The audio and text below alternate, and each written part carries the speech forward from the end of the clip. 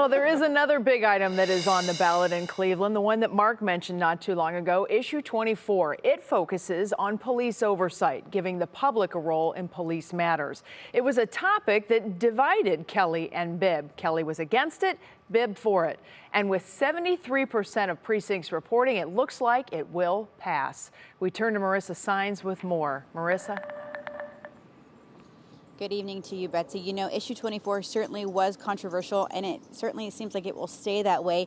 Leading up to this moment, the police union and the organizations that have backed Issue 24 couldn't have been further from seeing eye to eye. Justin Bibb, now mayor-elect, supports Issue 24, saying that it's a needed additional layer of police accountability. But, you know, coming from the police union, there's a lot of concern. They're concerned about how this could shift and change the dynamic of discipline or the chain of discipline, as well as potentially the dynamic of the workforce. You know, shortly after these results began to trickle in and we kind of got to see how this was playing out, I spoke with the president of the Cleveland Police Union, who is not thrilled about these unofficial results, saying in a statement on behalf of Cleveland Police, quote, "It's so disappointing that the majority of the voters fed into a vengeful group.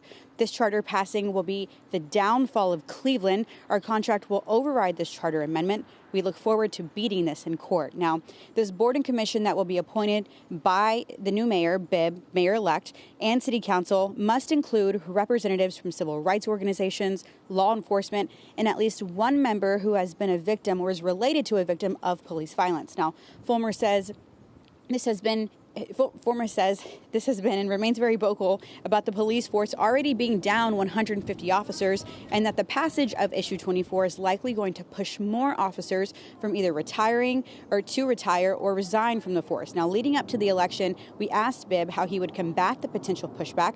Bibb believes working with the police chief, the public safety director, and the command staff, he can implement the charter amendment in a way that will create a, quote, good culture of policing. The principal author of this amendment, Subodh Chandra, believes there is still an uphill battle, and he really says that voters have now spoken out, but truly does believe that there is going to be a significant battle in court, which again, Fulmer says that he anticipates that they're going to fight this, and that they surely do believe they will. And just on another note, Betsy, in a town hall with Russ, when asked, Bibb very sharply responded that if Calvin Williams needed to stay in office, he would ask that he leave office.